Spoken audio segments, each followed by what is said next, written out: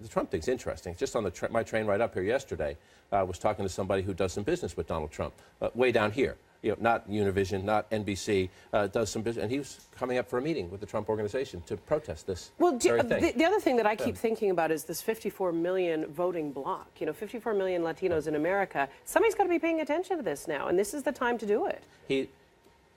Look, we have to treat him we have to respect him as a presidential candidate, A, because he's running. And my rule is you're running, you get in the arena, you file the paperwork, you're doing the events. We got to watch you and see how the voters respond. B, if you look at his numbers, he's come up in the polls. He's in second place nationally. He's in second place in New Hampshire. If you talk to serious Republicans, talk to people in the Bush campaign, people in the Rubio campaign, even people over in the Cruz campaign, they view this guy as a hand grenade.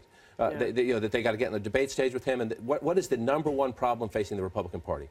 Non-white voters. Absolutely. And so they've had a historic deficit with African Americans. They used to do a lot better. George W. Bush got 40% of the Latino vote. And now you got Bush saying, Trump saying, oh, some of them are good people, but they're rapists and they're murderers. And the Republican establishment is furious about it. But because they're furious about it, as you were talking about using momentum, couldn't they have used that as an opportunity to sort of pounce and say, this is where we differ and this is where the Republican Party needs to go? I mean, you could have heard that from Rubio, Bush, or Cruz. The problem for them is for them to come out, and Bush has done this, the others have been much more cautious, for them to come out, #1, of course they could challenge him, and they should challenge him on they're rapists, they're murderers. All that vitriol.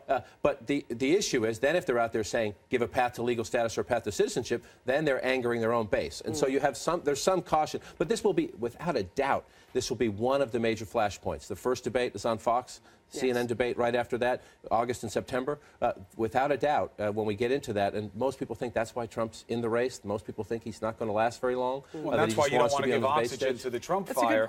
Is that if you address him, now he becomes more relevant. Now you got to deal with him. Now he's going to out-talk you. Now he's going to push you off message. So, he's a problem on a stage. He's a problem, but he could be an opportunity. Does Jeb Bush turn and say, I'm a 2-term governor of Florida. I know my party disagrees with me, but I think, look, we can't kick all these people out. It's not going to work. We don't have the money to do it even if we wanted to. So let's deal with reality.